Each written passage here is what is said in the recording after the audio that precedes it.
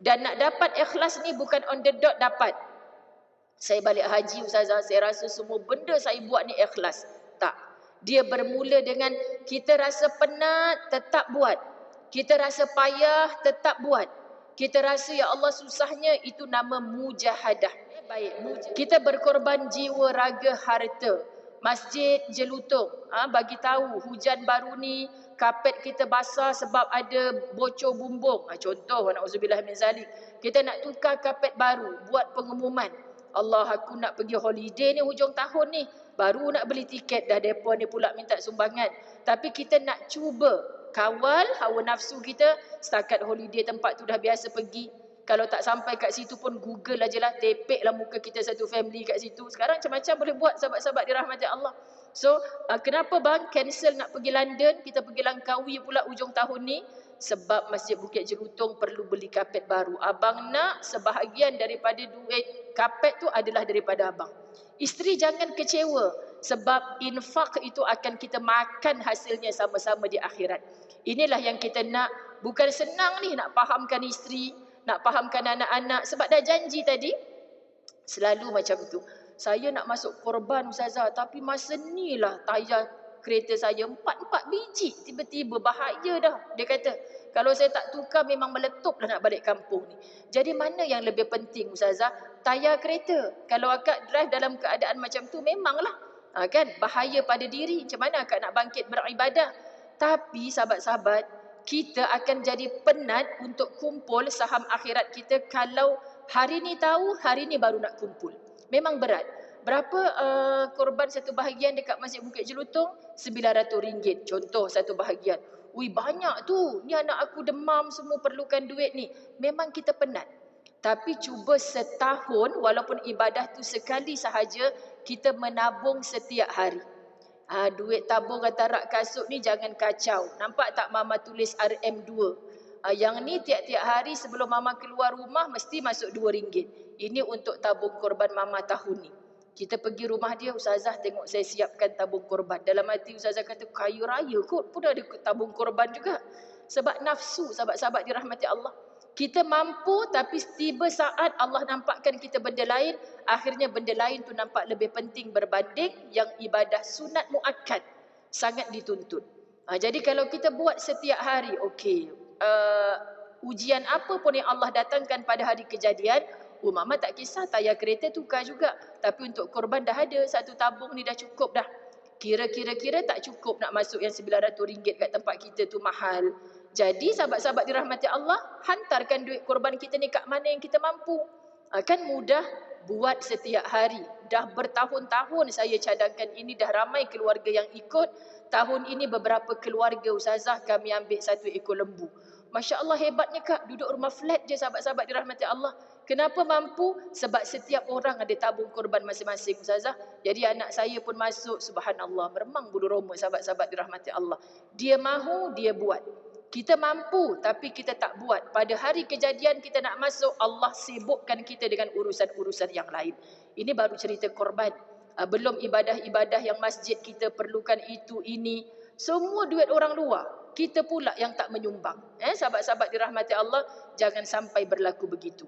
Apa lagi? Disebabkan mereka berjuang pada jalan Allah. Ketika itu, mereka syahid di medan perang. Kalau mereka tak syahid, mereka akan balik membawa harta rampasan perang. Jadi sama ada mereka mati atau mereka hidup, para mujahid ni akan tetap dapat keuntungan. Apa keuntungan? Mati, mereka akan disyurgakan oleh Allah sebagai orang yang syahid. Kalau mereka balik, bawa kemenangan, mereka akan mendapat agihan harta rampasan perang. Jadi tak ada ruginya. Itu pun dibahas lagi. Sama ada dia nampak macam syahid, terus dikebumikan, tak dimandikan, tak disolatkan, tak mengapa, kerana jelas dia mati syahid. Tapi ada yang kata Nabi, nampak je macam syahid, tetapi dia bukan seorang syahid. Kerana ada bangga-bangga di hatinya, dah berapa musuh yang aku bunuh kerana kehebatan aku. Dan ada orang yang hanya mati di atas pembaringannya, tak ke mana-mana. Tapi dia dapat pahala mati syahid. Kerana apa? Walaupun dalam pembaringan ikhlas hatinya, zikrullah yang saya mampu ustazah, maka banyakkan zikirlah. Saya tak boleh pergi masjid macam dulu, kaki saya dah sakit. Tapi ibadah yang dia boleh buat tu ikhlas. Jadi kita hanya ke syurga itu dengan angan-angan kalau kita tak ikhlaskan hati kita sungguh-sungguh. Dan nak dapat ikhlas ni bukan on the dot dapat. Saya balik haji Ustazah, saya rasa semua benda saya buat ni ikhlas. Tak. Dia bermula dengan kita rasa penat, tetap buat. Kita rasa payah, tetap buat. Kita rasa ya Allah susahnya, itu nama mujahadah. Mujahadah inilah yang melevelkan kita sama dengan para mujahid. Apa maksud mujahid? Yang berperang di medan jihad. Apa maksud mujahadah? Kita berperang dengan nafsu kita sendiri. Faham ya sahabat-sahabat? Nak berperang dengan nafsu lebih susah ke? Nak berperang dengan musuh-musuh Islam dulu angkat senjata. Kalau kita sekarang dah pakai pistol, pakai senapang, mereka dulu pakai pedang, lebih susah atau nak berperang dengan hawa nafsu lebih susah? Para alim ulama kata berperang dengan hawa nafsu jauh lebih susah. Padahal dia duduk pada diri kita sendiri. Betul kan sahabat-sahabat muslimat? Allah, tanpa ilmu kita tak boleh tundukkan hati kita. Tanpa kita faham janji-janji Allah dalam Quran. Sebab tu ayat ini saya nak ajak kita tadabbur supaya kita merasakan sahabat-sahabat, walaupun kita tak ada peluang nak membunuh tentera musuh-musuh Islam seperti dulu, kita masih ada peluang untuk mati sebagai orang yang mujahidah, berjuang di jalan Allah. Melalui cara apa? Istiqamah. Jadi bila sudah istiqamah, insya-Allah kita dapat ikhlas. Istiqamah ni apa sahabat-sahabat? Orang ada ke tak ada ke, orang suruh ke tak suruh ke, kita sekarang ni solat. Tunggu mak kita suruh ke tak? Anak-anak dia, Allah Ustazah, sekolah madrasah tu dah hafal 15 juzuk. Solat masih tunggu kita suruh lagi. Tak apa kak, suruh je, itu kan pahala buat akak. Nanti bila dah tua macam akak, insya-Allah tak payah suruh dah. Allah Ustazah ni kita balik kena. Tak sungguhlah muslimat. Sebab dia sebenarnya nak perhatian mak ayah dia. Bila dia balik asrama, kita, cikgu anak saya okey ke, Masya Allah, tahniah kak. Dia jadi leader ni, hari tu kami bawa program ni. Ya ke? Saya tak percaya lah. Yang azan dia, yang imam dia, insya Allah. Sebab apa? Sebab di rumah kita tunjukkan tauladan yang baik kepada dia. Tanpa jemu, tanpa merungut-rungut. Subhanallah, itulah contoh tauladan yang terbaik. Subhanallah, sahabat-sahabat muslimat dirahmati Allah. Jadi jihad kita di situ, tiap-tiap hari tetap kena kejut suami subuh. Cubalah abang ni macam imam masjid Jelutung, kan? Tak payah nak kejut-kejut, kan? Tahu-tahu imamnya pun dikejut oleh isterinya. Sekian dia maklumkan. Macam itulah. Harap-harap imam masjid tak dengar, kan? Sahabat-sahabat dirahmati Allah. Tapi maknanya nak cerita, si tukang kejut tu pahala.